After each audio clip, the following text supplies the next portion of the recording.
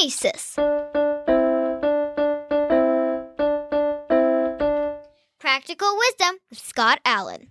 Hello, I am Scott Allen, and thanks to my daughter Kate for developing the intro to the Practical Wisdom for Leaders podcast, where we offer a smart, fast-paced discussion on all things leadership.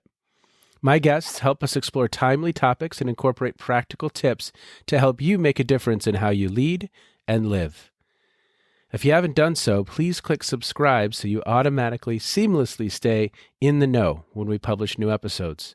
Likewise, please provide me with feedback. What do you like? What do you dislike? And what else would you like to know? And now, today's show. Today on the program, I have Mike Hardy. And Mike Hardy is the board chair of the International Leadership Association, who has a conference coming up, and we're going to explore that. It's a new domain for the ILA. And he's also the professor and founding director, and he's also a professor and the founding director of the Center for Trust, Peace, and Social Relations at Coventry University in the UK. Mike is an economist by training, and he is leading a leadership organization. I'm going to say that one more time. And he is leading a leadership organization. He has extensive experience around the globe of trying to make a difference, of actually engaging in the activity of leadership. And so this conversation today is going to be a wonderful one. Mike, what I would love to hear from you, well, you could say a little bit about you, but then also, how does an economist end up leading a leadership association? Yes, it's partly your fault, Scott. You may well recall. I've been very fortunate in career terms of quite an eclectic journey from when I was a young economist through to joining the Foreign Service and spending a good few years as a diplomat in different countries, different places, different contexts. And during that journey, I think what came across is that what I had in my toolbox, my original economics training, was simply not enough to explain the experiences and the observations I was making. I've been lucky in a sense that I've always been an acquisitive mind. I've always wanted to learn more. So I ended up really focused on society's main challenges, the relationship between people. And that took me into all sorts of places. But one of the places it took me was to Arizona State University, to my good friend Mansour Javidan, who we struck up a relationship. He leads the Global Mindset Institute at ASU in the Thunderbird School. And he and I got off very well and we're looking at some of the challenges facing. And Mansour has done a lot of work in leadership. And he persuaded me to look at the International Leadership Association as a new home, as a new place for inspiration. And I joined about 5 years ago and I ended up chair. So something went well. So I'm not sure why, Scott. We could look at that. But you know, Mansour, I said, I don't know anything about leadership. I'm not a scholar. I haven't read all that literature that I know has been developed. I'm not a practitioner in the sense that I don't help other people lead more effectively. But he interjected. He said, no, Mike, but what I see and what I experience with you is you are a leader. Wow. And so there must be a relationship based upon that we could explore. And I suppose we haven't looked back. That's absolutely right. The ILA is an amazing organization because it is able to convene both the academy, practitioners, policymakers, as well as those who are active leaders themselves. Exactly. And it's a wonderful organization. There's a let's start there, actually, because sure. So what have your observations been as you've kind of moved into this space? And I want to get to your experience, because your experience is incredible on the global stage. But what has your experience been as you've entered this space? What are some 2 or 3 observations you have about leadership, maybe, and the academic side of this whole conversation, but then also the practitioners? So I worried a lot initially that leadership was becoming a subject and a discipline where there was one way and there was one definition of a good leadership. And indeed, there was a lack of real understanding of the difference between leadership and leaders. Yes. So I'm worried about that. My observations were that the scholarship around leadership has been dominated in the West, and particularly in North America. That has a cultural consequence for our general understanding of leadership generally, because we frame leadership within neoliberal democracies, within accountable corporations, within huge NGO and charitable sectors, when, of course, the world is far more complex than that. And we're being led by tyrannical authoritarians in different places. We have people seeking out and looking for much more humane, collaborative leadership in other places. We have divides in the world that I've lived through and experienced, that original model of leadership, coming out from the Ivy League universities of North America, may not fit and may not work. And that I became fascinated. And then I found within the leadership community represented by the ILA, far from this, there was an enormous understanding of the diversity of understanding that was required, a huge scholarship around followership. Yes. And around inclusive leadership, around purposeful leadership, and a humility in the sector, which I have to say has been hugely impressive and very emotionally engaging. There's a humility among those interested in more effective leadership that is, for me, is a very positive thing moving forward. Without that humility, we'd be left with an arrogance of scholarship, which doesn't help anyone. I could not agree with you more. I mean, I think one thing I love about this topic is that it is so expansive that horrible, atrocious, terrible, evil individuals have risen to positions of authority and leadership, and wonderful, great, well-intended individuals have served in those roles and engaged in that activity. And there's no one size fits all. And each context is different. And then also the fact that we can look at this topic through so many different lenses. We probably can equate some fundamental concepts from economics. I know I'm asking you that right on the top. I'm kind of springing that question on you. But as you think about economics and you think about looking at leadership through the lens of economics, are there some concepts that connect for you? Well, I think that economics itself, of course, is a highly diverse scholarship in its own right. Yep. But the mainstream neoclassical economics suggests that relationships between variables can be measured and monitored. And the Austrians brought us algebra that allowed us to do the differential equations that I used to love and do lots of. But, there's a relationship also to leadership, that there are some ingredients. If we identify all the different components of successful leadership and we tick off those, we can soon find those ingredients that are missing that might help us explain why something's not functioning in the way that it should. So you talked about tyrannical, authoritarian, or bad leaders, bad people. Sometimes they're very effective leaders. Yes. They're just leading in the wrong direction for our moral values, for our crusade for and the champion of human rights or whatever. I think this I did bring for my economics. I can be an expert and tell you the right thing to do, but will I at the same time tell you the right way to do it? Right? So let's do the right thing, but let's do it in the right way. That's a combination of science and need and humanity and need. So let me give you an example. We know how important it is to grow wealthy economies so that we can achieve more as a society, so we can look after our population better, so we can provide more essential services. We know the importance of wealth creation and the dignity that people who have jobs will have. We know all that. So the right thing to do is to pursue wealth and to pursue the growth of the economy. But goodness me, there are so many wrong ways of doing that.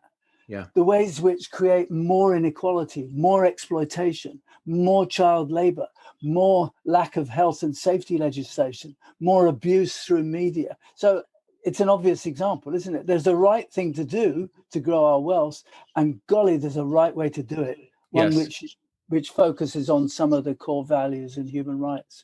I think that applies throughout leadership just as it does in economics. So we can look at some of the most successful leaders in the world, and they don't always deliver the potential. They're not always measured by their success in terms of the results. but they're measured by the success of the way in which they relate to their followers. Yeah. And it's quite interesting. And there are very few, I think, leaders who do the right thing in the right way and that stand out. When they do, they're amazing role models. And you want to dismantle them and explore how they're made up and what chemistry has led to their achievements. Mike, would you've spent a career working around the globe, whether that's in the Middle East or elsewhere, helping perform negotiations with parties with vastly different interests. You've received awards for that work. Mm-hmm. And what you just said was very, very powerful. Do you have a story of a leader who stands out to you, who in the process of maybe some of those negotiations stood up and did the right thing, the sustainable decision, the right decision? Do you have a story that comes to mind for you and over the course of your experiences? Well, yeah, a few. There's always a risk of telling stories that somehow we're pointing to best practice or whatever. But I think sometimes stories are great because narrative is the way you learn, you explore and question. But let me give you one that's quite controversial. Okay. That may be of interest. And my preface is that I'm not taking sides in telling the story. Okay. So I worked for a year of my life as a young economist. I was an advisor in the Middle East peace process at a time between following the Oslo Accords and the implementation of peace in the Palestinian territory. And I worked in Ramallah in the bunker of the Palestinian National Authority in the same building as Yasser Arafat, who is the leader and the president. And I saw him almost on a daily basis. I was a young economist. I took no sides then, and I can take sides personally, but I took no sides then. In my role was as somebody trying to enable, trying to help through expertise, whatever. I saw a leader there, and I learned a great deal from observation. Here's a leader that some of us worry, some of our colleagues worry is a terrorist, not a leader. He's not a statesperson. Putting all that aside, Yasser Arafat was a leader of his people who had an innate ability to do something that I hadn't seen before. That is someone who looks very clearly straight ahead. What he sees is what's in front of him. But Yasser Arafat did that in bucket loads, but also looked peripherally and looked around and occasionally looked over his shoulder to make sure that everyone was keeping up. He was an astonishing practice leader. He was someone who led very effectively and mobilized a followership, which was quite remarkable. Many of the followers in terrible circumstances with little hope and little future and little destination for their families, but nonetheless respected his leadership. Now, I also observed really the most ineffective leader in the sense that his followers were going nowhere fast. He was not achieving the steps forward that you and I would measure as probably a necessary thing to do. Sure. I was in my first overseas posting. I was a young economist, but I watched somebody who had this enormous rapport with his followers, was a really strong leader, but got a little lost about where he was actually leading his people to. And this, the history books will write a lot about that time, and we've had lots of progress and lacks of progress since then. But that's what I observed. What it focused in my mind was the importance through leadership of caring about the security of your people, the safety of your people. And people ask me why I'm now focused in peace studies, why you're looking at scholarship that points towards a positive peace for the world. Because ultimately, Scott, it's the peacefulness of our existences, our families, our neighborhoods, our communities that really matter. So all the other stuff that goes on, if it gets in the way of peace, I get concerned. So I measure the effectiveness of relationships between leaders and followers by how much peace and security follow their actions. What are you seeing? What are you seeing on the global stage right now? What do you see from your perspective through that lens? So I think we have some real difficulties. I think we have a leadership that doesn't really get it, that doesn't really deliver on those aspects. I see a world that is less secure for ordinary people than it was, not because of nation states going to war with each other. We know that's the conflicts of the past. But I see a very insecure existence for most people, very precarious contracts of employment, huge inequality amplified by the current pandemic and health situations, big gaps between the global south and the global north, between finance capital and labor. So something's wrong. And I look at the challenge of leadership in that context, and my current work is looking at the big challenges facing the world and whether leadership's up for it or not, or what kind of leadership do we want. I think about that a lot. I get in some conversations with colleagues. Well, I have two things I want to explore with you. One, I'm going to say it before I forget. I said on a recent podcast, I was having a conversation with Dr. Tony Middlebrooks from the University of Delaware. He's an ILA member. And I was I've been reflecting on this, and I don't have expertise in economics, but intuitively, I made the comment, how does the United States, and in this case, U.S., sure. How does the U.S. work without a strong middle class? I don't know that it does. That's an assumption I have. I think things begin to fall apart. So that's one avenue I would love to explore. Does democracy, does capitalism, is it sustainable when a middle class is shrinking? And from a leadership perspective, here's the other thought. I love what you just said. What type of leadership works above the noise of, at least in the States, Fox News or CNN, and the warring factions and the billions of dollars that are being spent to influence others, regardless of who is elected? What type of leadership works above that to be effective, to help us advance? Because it's very easy for us to default into in the United States, a Republican versus Democrat debate. But there's indicators that the system is unhealthy, that the system is not achieving the results we want it to. So let's start with the middle class. I'd love to hear your opinion there. But then also, let's explore that. What type of leadership works above or is appropriate in this context to move us forward? Because it feels like many aspects of the system are stuck. So there are two big issues there. But on the first, Mike, real quick, if you could fix those for us on this podcast right now, that'd be great. We'll get a lot of listens with your wisdom here. So look, I've been fortunate. I lived for 15 years of my life in countries where the middle class was emerging. So these were countries like Indonesia, like the Republic of Egypt, where the middle classes were fundamentally growing, and importantly so, because within the structure of global capitalism, middle classes are an essential, as you've highlighted. The problem we have in some of the more advanced and developed economies is that they're being dislocated from any sense of influence and any sense of perpetuity or of longevity. So you're right, and I think this is a challenge.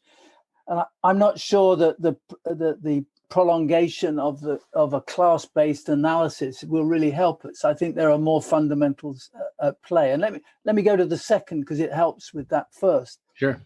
I think, one of the best questions I've heard asked at the moment, that 2020 is a pretty bad year, generally speaking, in all sorts of ways. Yep. But when it finishes, when we get out of all this, what sort of world do we want to emerge into? And if we cannot take that opportunity, we're in a pickle. But when this finishes, when we come out of this pandemic, when we come out of this political populism, this polarization, what sort of world do we want?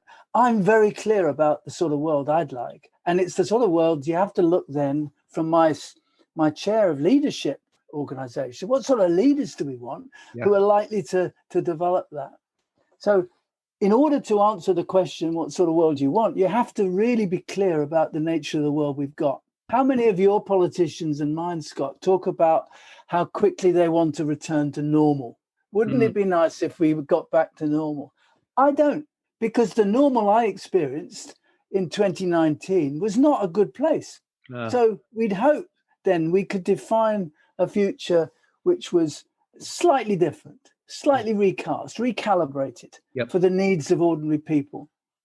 So in looking at where we're at, we've got leaders that don't seem to be able to cope, political leaders and some corporate leaders, but mainly political leaders, that don't seem to be able to cope with some of the mega changes taking place at pace. Now, what are these? There are many lists in many people's books, and you can go to the World Economic Forum to see the state of the world as we have it. But these, for me, come down to four main things that leaders don't seem to be able to cope with. And if we want to get better leadership, we have to help them in this area, whether we're from the academy as scholars, whether we're consultants or practitioners, or whether we're just role models as small-scale, small-town leaders like I've been in the past. So the first is that I think we have a widening gap. How many times have we heard over the pandemic, let the science lead? Yeah.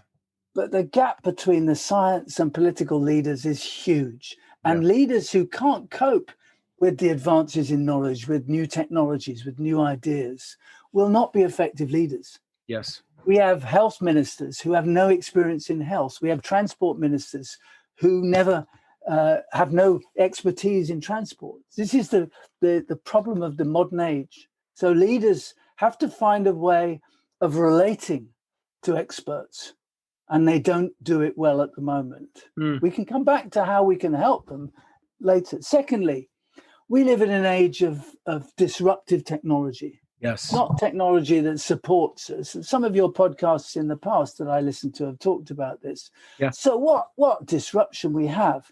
We have huge disruption, mainly from social media and from the use and abuse of the internet. We have leadership that can't cope with that. Some of our main political leaders try to use social media, and not very successfully, I have to say. But social media itself influences democracy. It challenges Wall Street journals and Wall Street capital numbers. I think we have a world in which complexity has removed linearity in problem solving.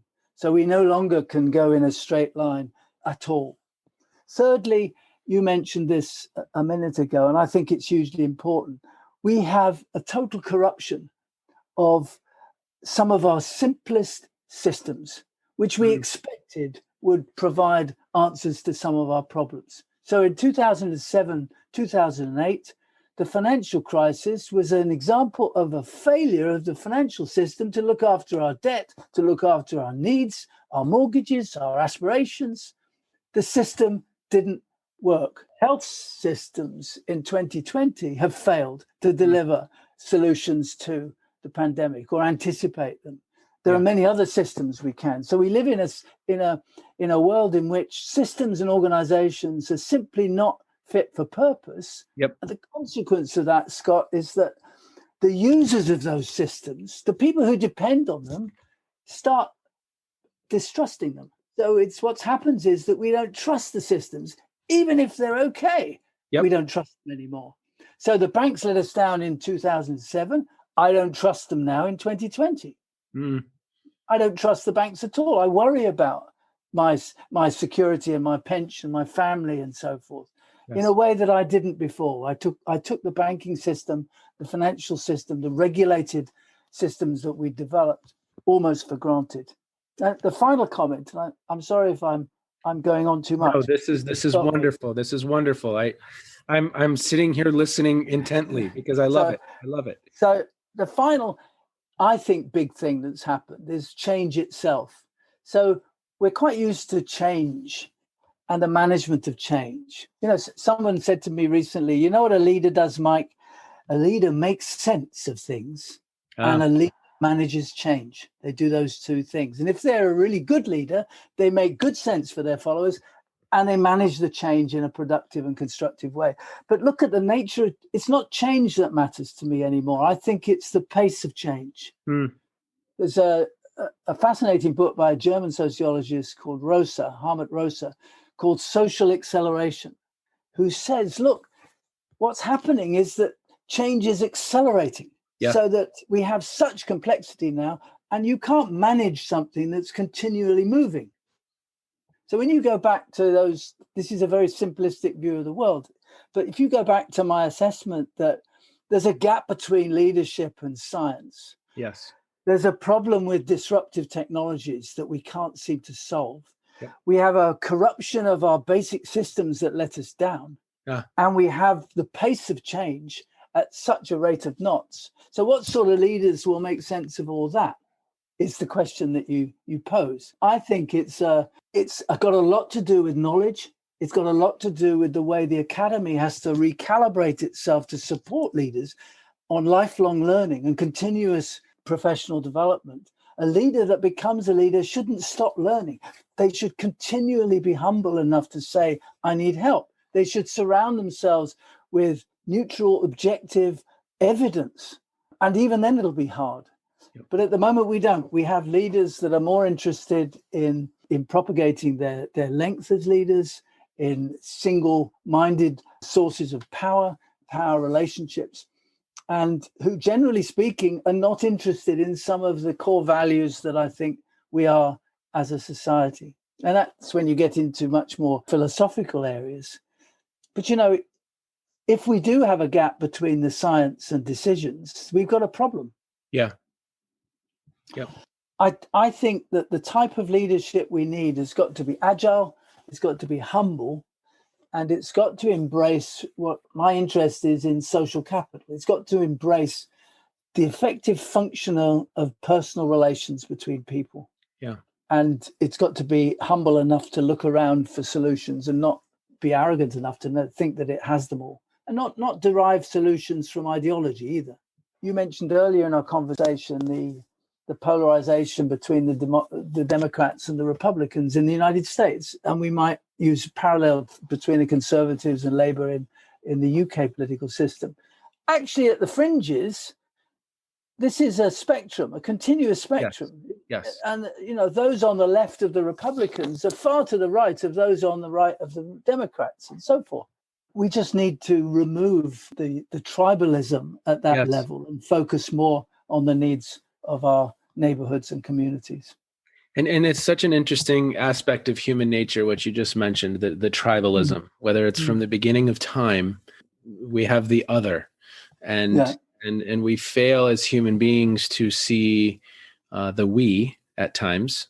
I think some leaders do see the we and make decisions based on the we, but it's a struggle. I don't know that academia has kept pace as well. And this is my personal opinion, but I don't know that we are remaining relevant in this conversation. Because I think to your point, if an academic institution was a place of lifelong learning where individuals can go to be on the cutting edge of even just the four elements you just described, if it became that space for someone over the course of their life to keep their knowledge, skills, and abilities on the cutting edge, I believe we have to reframe, rethink, and reimagine the role of higher education and being an agent of change and helping. Because I think too often we're in a mindset of, well, we have these people for 4 years and then they leave, and we've got a few graduate students and then they leave. And then we ask them for money and invite them to reunions. We don't invite them back to engage, learn, explore, and continue their evolution. Because as you said, humility, it's required. It's absolutely required because there's so much to have a command of. We had the head of global innovation for KPMG. His name is Stephen Hill. He spoke at John Carroll, my university, a few weeks ago. He calls it clock speed. He said the clock speed of change is increasing at a rapid pace. And we even moved from, say, cloud computing and analytics in a small window of time to now artificial intelligence, to then next will be quantum computing. And these spaces of rapid change and transformational change are decreasing, right? And every one of these technologies enabling disruption, they're like any other tool humans have invented. There's a shadow side, and it can be weaponized. Like we've seen social media be weaponized, like we will see artificial intelligence be weaponized for the use by bad actors, right? Mm, mm, mm. So how does the ILA, we have a conference coming up. We have a conference. It's the first digital conference that ILA has ever hosted. Incredible organization doing really, really good work. I love your 4 pillars. I love those because they help us make sense of what's happening. There's some of the big pieces of the dialogue. They probably, of course, are not everything by any stretch of the imagination. But what's your vision when you think about the ILA? How does ILA be a part of that solution and sparking that dialogue? So, as you know, Scott, as well as I, the ILA is based upon a whole set of principles and fundamental values which matter to members and matter to the 20-year history and the gestation of the organization. This is quite an astonishing organization whose purpose and function is admirable. It's not based upon the propagation of tribalism that we talked about. It's based upon a simplicity that actually leadership in our complex societies can help create a better world, can help create more security for families and neighborhoods. And that's, if you look at our mission statement now, it's very, very simple. It's about that. It's working for a better world. And we don't even define a better world because it's a banal sort to define what a better world is. We know it is. We can emotionally feel it. Yeah. So the one major event a year of the many that's significant for ILA is its global conference. And you know, this normally takes place around 1,500 people assemble, which by itself is an astonishing grouping of people. Yes. All driven by this need to inquire, this continuous learning and this humility, and wanting desperately to share practice and share and learn. But this year we're challenged. We would have been in San Francisco, the leadership at the edge, because we see the edginess of our contemporary context as we've been discussing. And we can't do that. So instead of feeling sorry and going into a corner and weeping, we decided to take the opportunity and continue in the tradition of ILA to just be positive. So we're doing 2 things. One is we're going virtual. Yep. We're not being hybrid. We're not trying to be clever. We're just going to go online. We're going to say we have a technology that can be mobilized positively. So we're going to do that. Good. We're going to go live. So we're not going to stage manage this. It's not going to be studio created. It's going to have the same opportunity for imperfections, which is how we learn. Yep. And so a live digital event, which will be more accessible to more people globally than ever before. People won't have to travel, won't have to burn up carbon problems in coming to San Francisco. We're going to miss the serendipitous bumping into each other in the corridors. That's going to be desperate. We're missing that all the time. Yeah. But, you know, we're hoping that we have 3,000 or 4,000 people from around the world. We have registrations in excess of 1,000 already from 47 different countries already. And this is a global conversation, the like of which we couldn't have expected without the lockdown, without the closures. So it's converting the misery of lockdown into the potential of new conversations and new social interconnections. We have an amazing group of plenaries, as I'm sure you see. We don't have to bore your listeners with that because they can go. When they register to come, they'll see who they are. Yes. Including world leaders fighting our pandemic through to world leaders fighting for the preservation of our democratic systems and for the rights of many in the less privileged countries of the world. And we have whole strands of discussions about the quality of Ph.D. supervision, of continuous professional development, the role of the academy. We have strands looking at business and at leadership, the power of purpose, the focus of effective leadership of small teams as well as large teams. It's an amazing collection of things. And we also are looking at peace, which I'm very pleased about personally. So we're promoting a lot of discussion on the leadership for peace, on how leaders can focus their attention, the importance of peacefulness as a precondition for progress, as a precondition for fighting pandemics, for improving the world. This year is couple of years after we signed up to the Sustainable Development Goals. They're almost invisible in the media discussions. And yet these are a sign up by the civilized world for civilized conditions for all people. When you look at the Sustainable Development Goals, it is to our shame that they've slipped off our agenda in our race for other goals. And so I'm hoping that, in between the many sessions which will stimulate and provoke, that we're reminding each other that there's a purpose to our concern about leadership. It's not about how well we feel. It's how much good we can project, how much improvement we can make for the lives of ordinary people. It's going to be an amazing conference. You have to be there, and your listeners have to be there. And we're going to help them be there. If they've missed the early days lower fee, just get in touch with me, and I can give them an advantage and a discount. But we want everybody there. I love it. And I love the mindset. It's for each individual. How do we reframe, and for organizations, how do we reframe, and how do we see the potential opportunity in this difficult time? And if ILA could use this experience to connect with 3,000 or 4,000 people, what an incredible opportunity to build awareness, promote education, and begin that movement. I think it's wonderful. Mike Hardy, Dr. Hardy, anything else on your mind right now? Because we're about ready to kind of close things down. Anything else you want to touch on or highlight? No, I've really enjoyed this. I apologize in advance, or I can't in advance, but after the fact for talking too much. I normally do. The reason that I love working with the ILA is because there are so many good people that have so many positive thinkings. And we live in a world where culture can be positive or negative, where we have good and bad leaders. But generally speaking, I'm now in a community that cares about change for the better.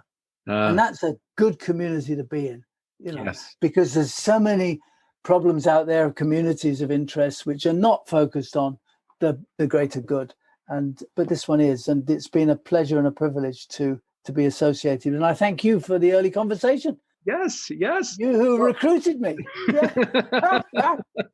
This funny organization. I thought, what am I doing? So, just a final word for your listeners, and I know you have many.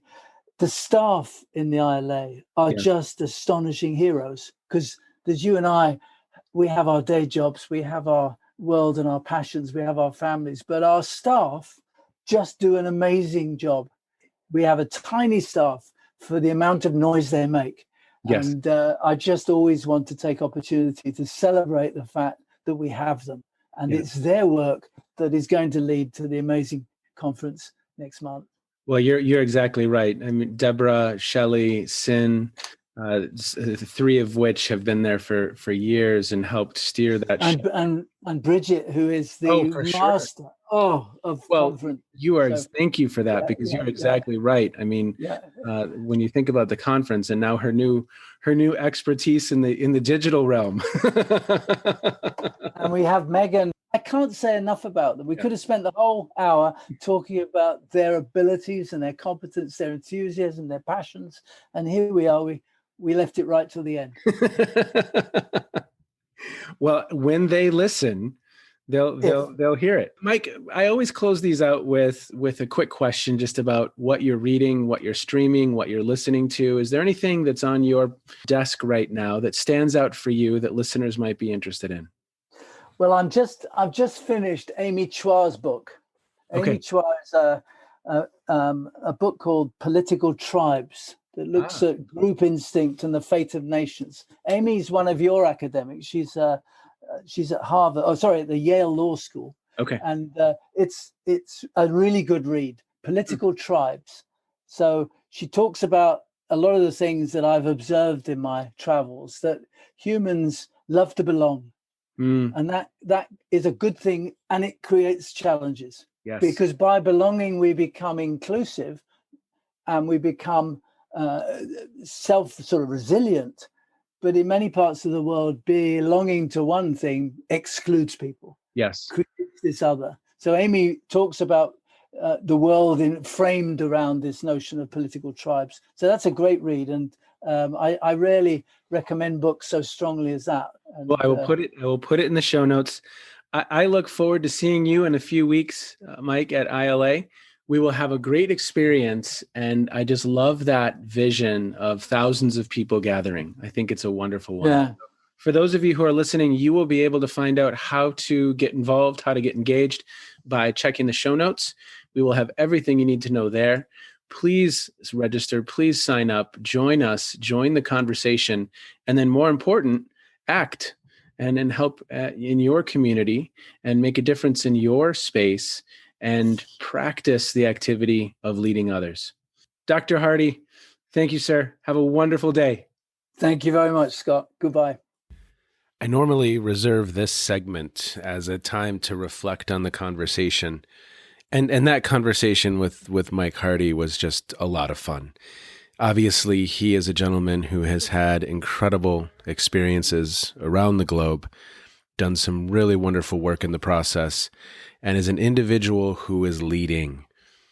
I also want to just reflect on the ILA, the International Leadership Association. We mentioned this organization a few different times. Their global conference is coming up. You can learn more in the show notes.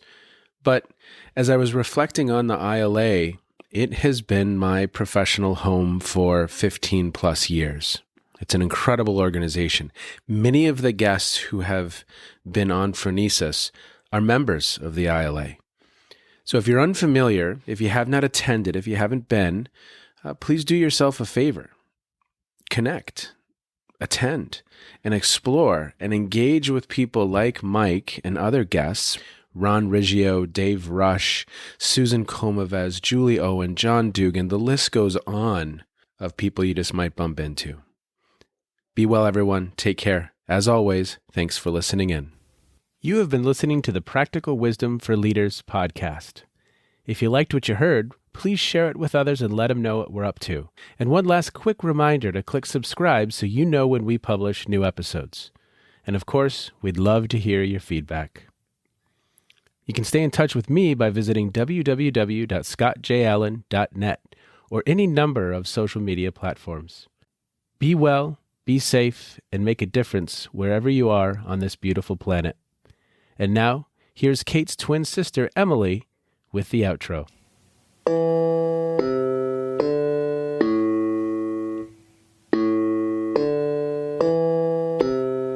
You've been listening to Phronesis, Practical Wisdom with Scott Allen.